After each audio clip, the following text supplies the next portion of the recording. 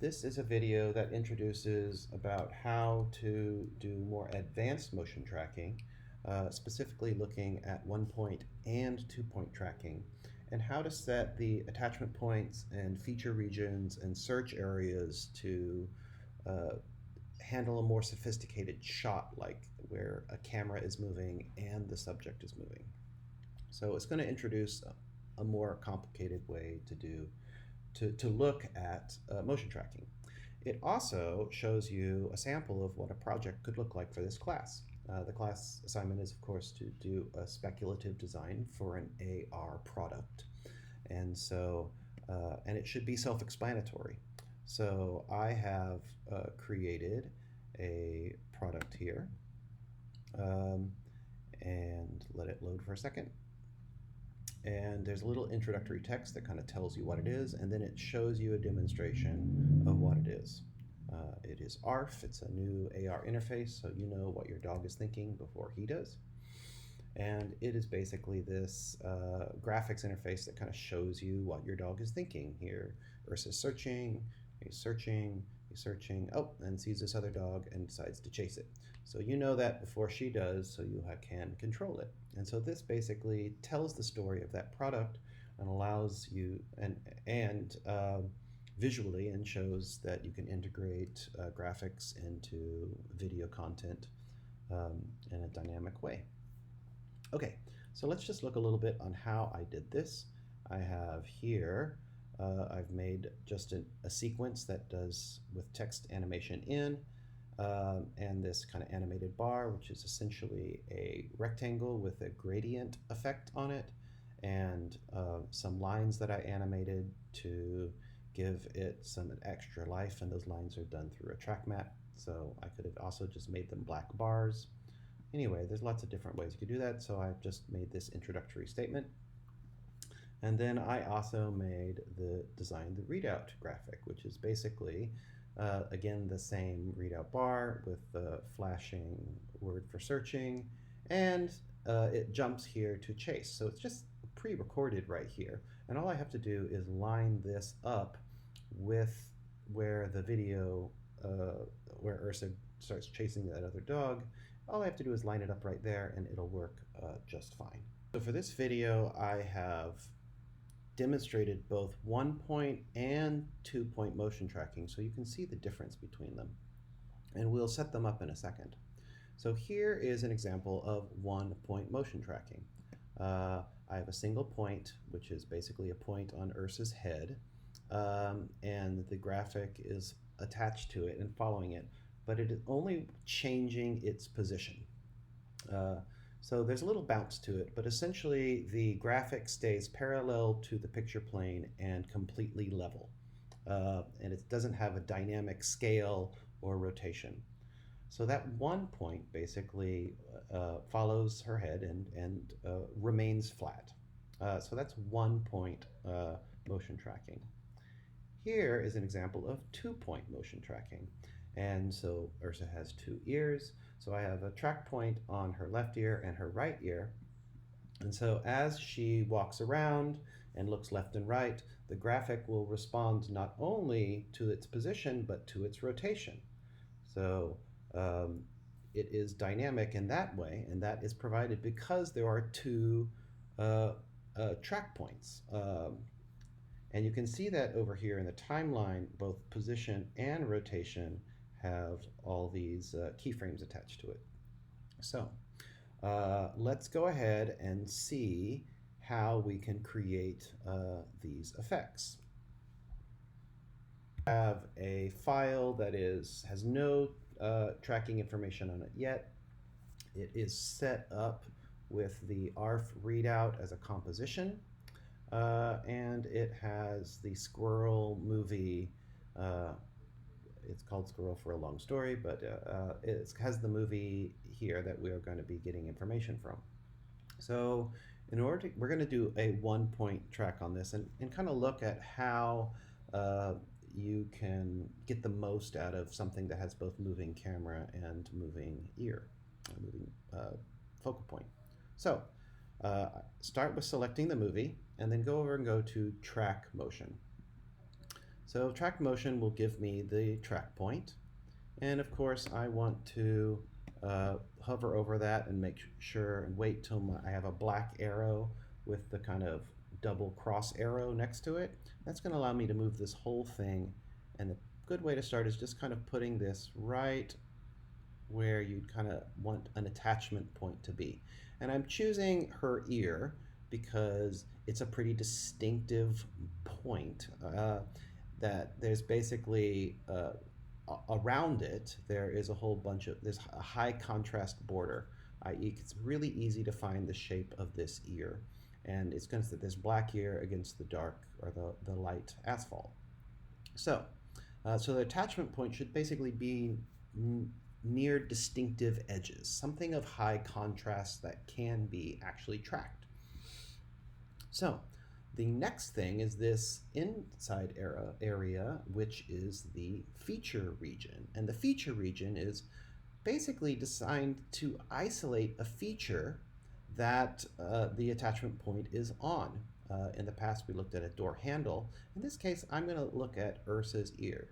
So if I sit here in the feature region and start moving around, it's always going to kind of expand symmetrically. And it also is going to push out the search area. If I want to respond, like manipulate it in a way that isn't totally symmetrical, I can hold down Command in a Mac and Control on a PC, and then I'll have more individual control on where it's going. Now what I'm trying to do is I'm trying to isolate a feature, something that this point is always going to be on.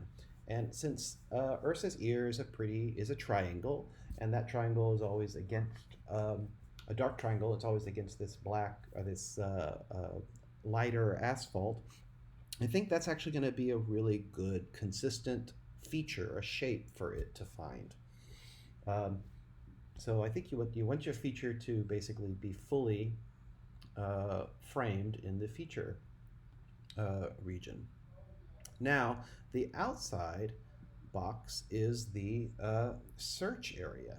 And this essentially is where After Effects is going to be looking. It's going to search in the search area frame by frame to see where this feature and that attachment point have gone. So if she looks left or looks right, as long as it's in this search area, it should be able to track it.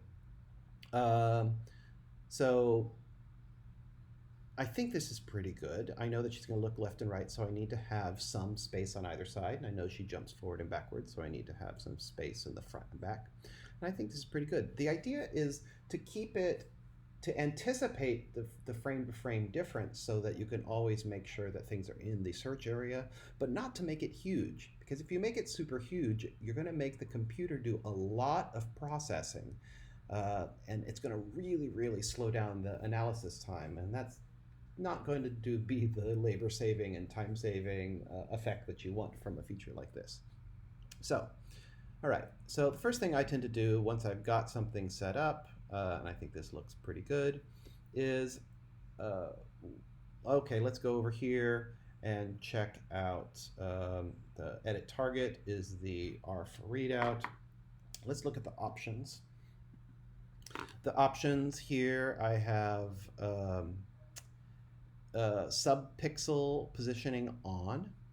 That's kind of mandatory. That should always be on. Enhance before match was on. I don't know exactly why. Enhance before match is when you have a like hazy or noisy or staticky image. I'm going to leave that off. Track fields adds additional steps in the timeline. So like between frames in the timeline, it's going to do additional tracking in those negative spaces. It adds time fidelity. And here it's adapt feature on every frame.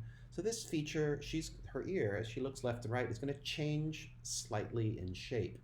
And so this is going to say, it's not going to look for this exact shape every frame.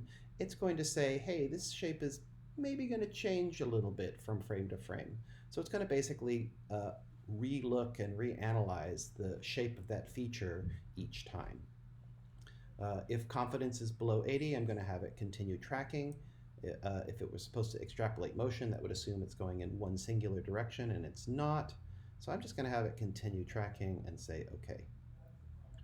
So when I get to a point like this, I think a good thing to do is just to immediately kind of do step forward and just follow this a couple of frames to see if it seems to be following her ear, if it seems to be following the track point. And it seems to be doing that okay. It's not getting lost already. So once I have some faith in it, I can just go ahead and do analyze, and it's just going to automatically go forward. And we can watch it a bit. Now, the idea is if you sit here and watch it and it starts to get a little lost, you stop it and come back in, and then maybe you adjust the attachment point or the feature region to make sure that it is still updating on the correct section of this. And this is fine. We haven't had any problems, so I'm just going to keep going. And I'm not going to let this go too long, just maybe another second or two, because it's not very interesting to watch this go for a minute or two.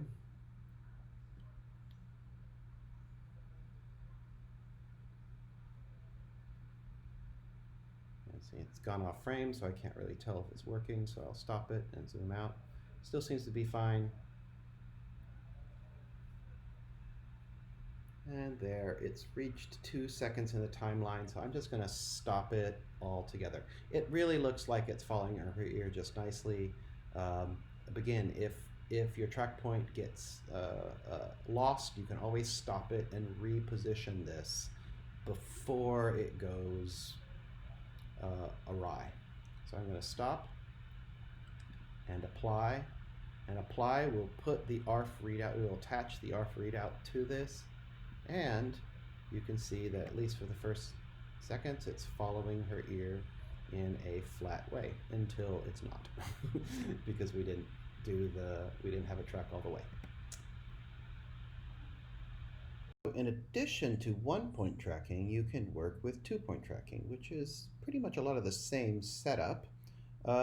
So here I have another kind of ready to go composition. I have the ARF readout. I have the squirrel movie, and what I'm going to do is just go ahead and set this up for 2-point motion tracking. So I'm going to have squirrel movie selected. I'm going to go over to track motion. The main source is squirrel movie.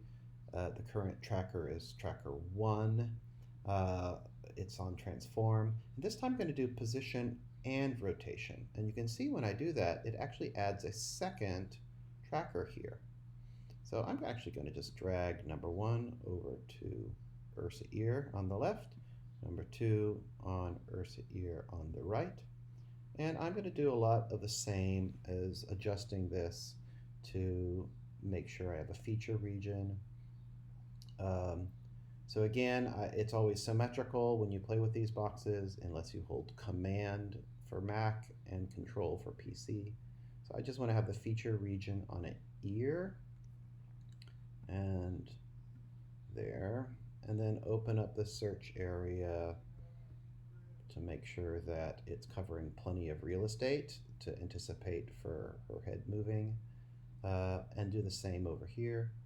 I'm going to open this up, holding down Command on a Mac, Control on a PC to isolate her ear, and then go ahead and open up this track point. And I'm going to get this a little more central in that ear. So this is a pretty good setup. I will go also over here. Once that is set up, I'm going to go into options. And let's set with these. I'm going to have track fields on to add that extra kind of resolution to time. And then I'm going to adapt feature on every frame, because as she moves around left and right, the shape of these features, her ears, are going to move a little bit. And I actually might open up this window a little bit more to cover all of that ear. And I'm going to say OK. And yes, I will go ahead and do this I'll just open it up on the inside and then maybe make that a little bit bigger. So, all right, that seems pretty good. The ears are features. There's a point on the ears that have high contrast around them so that can be easily found. And then the search area is a bit wider to anticipate where her head is going to be moving. Options are already set. So let's kind of test where this is how this is going to work. I'm going to do 1 frame forward. Again, it's taking a lot longer now.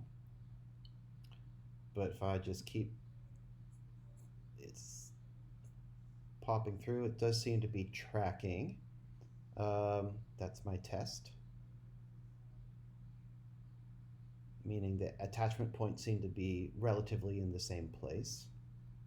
So now I kind of have some trust, so I'm just going to go ahead and play Analyze Forward.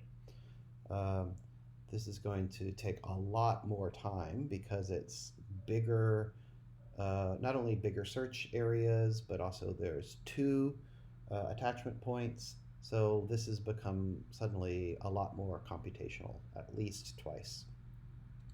So I'm going to not let this go too long, 1, because of your time, and 2, because my computer has been very reluctant to screen record today. But I think this should demonstrate it. And I'm going to go ahead and stop it. And I think what that's going to do is give us, looks like, some relatively good sections. We don't even have a full second. But I'm going to go ahead and apply ARF to this, and you can see that it is changing with the angles of her ear now. So again, this should work if your track points are getting lost. Think about how the track points are framed around the feature area. Think about from frame to frame, has the track point or the feature area got out of the search area? Make sure you set this up properly, and I think you'll have a pretty easy time, although maybe time consuming for it to render, a pretty easy time of getting motion tracking to happen.